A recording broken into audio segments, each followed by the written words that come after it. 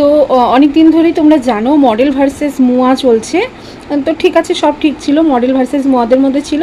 But না, একজন roaster এসেছে। দেখো এই ভিডিওটা ভালো করে দেখো, মানে তারপরে আমি বলছি। ছোট্ট ছেলে। আচ্ছা, তুই একটা প্রফেশন নিয়ে কথা বলছিস, তুই যে মুয়া করে এত বঙ্গভঙ্গি করছিস, তুই মুয়া হচ্ছে একটা আমাদের প্রফেশন, ঠিক আছে? সেটা নিয়ে তুই ছোট করতে পারিস না। প্রথম কথা, তোর মুখটাকে তুই আগে দেখ, তোর প্রফেশনটাকে তুই যেমন বড় মনে করিস, আমাদের প্রফেশনটাও আমাদের কাছে বড়।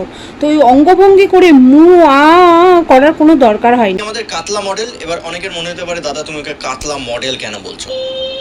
আমরা সাধারণত মডেল মানে বুঝি এইটা এইটা এইটা এইটা, বাট এই ভাতের হাঁড়িটাকে কে মডেল বানাবে? তুই একটা মেয়েকে নিয়ে বডি শেমিং করছিস, সেটা খুবই একটা লজ্জনীয় ব্যাপার। তুই শুধু শুধু মানে দেখাতে চাইছিস বারবার করে মডেল এরকম হয়।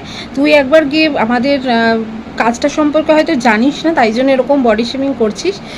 আমরা কিন্তু ওই র্যাম্প ওয়ার্কের মডেল যারা হয় তারা কিন্তু পুরোটাই আলাদা হয়। আমরা কিন্তু মেকআপ আর্টিস্টরা খালি নিজের প্র্যাকটিস ওয়ার্কের জন্য, তাই জন্য আমরা কিন্তু মডেল হায়ার করি। এবং বড় বড় যারা মেকআপ আর্টিস্ট আছে তারা বিভিন্ন মডেল নিয়ে কাজ করে, মানে হাইট শর্ট থেকে শুরু করে বিভিন্ন মডেল। ফেসটা এখন তো অনেক ব্ল্যাক স্কিনের মডেলরাও কাজ করছে।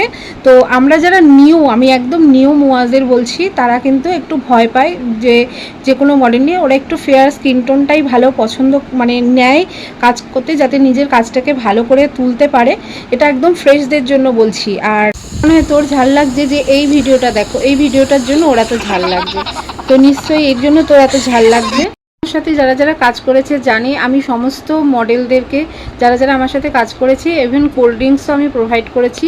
সকালের খাওয়া, দুপুরের খাওয়া, সমস্ত কিছু আমি প্রোভাইড করেছি। খাওয়াটা বড় কথা না, বড় কথা হচ্ছে যে রাজাকুণ্ডু যেটা বলেছে একদম ফ্রেশার মেকআপ আর্টিস্টদের জন্য বলেছে, যাদের অনেক দূর থেকে আসে, তারাও একটা স্টুডিও বুক করে আসে, কষ্ট করে আসে, শুধুমাত্র তাদের। আর এমন এমন মডেল আছে, আমি নিজের সঙ্গে ঘটেছে, এক্সট্রা টাকা পরে কিন্তু চেয়ে নিয়ে যায়, শুধুমাত্র তাদের জন্য বলেছে। এই জিনিসগুলো করাটা ঠিক না। আর আমার এই নিয়ে আর সেরকম কিছু বলার নেই। আমি বলবো মেকআপ আর্টিস্ট আর মডেলের মধ্যে খুব ভালো সম্পর্ক হওয়া উচিত, কারণ দুইজন দুজনের পরিপূরক, দুইজন দুজনের সঙ্গে ভালো সম্পর্ক থাকলে একটা সুন্দর কাজ ফুটে ওঠে। তো আমি বলবো, তো এইসব ঝামেলা বন্ধ করে একদম মেকআপ আর্টিস্ট আর মডেলরা এক হয়ে যাও, এইসব ফালতু ঝামেলা থেকে দূরে হাঁটো। মেকআপ সেই ভাইরাল জ্ঞানগুলো যেগুলোর জন্য দিদিকে এত চাটন দেওয়া হচ্ছে। 500 টাকাটাও টাকা, আমি আজকে 40,000 নিতে পারি। কেন কেন দিদি তুমি 40,000 নেবে? তুমিও 500ই নাও।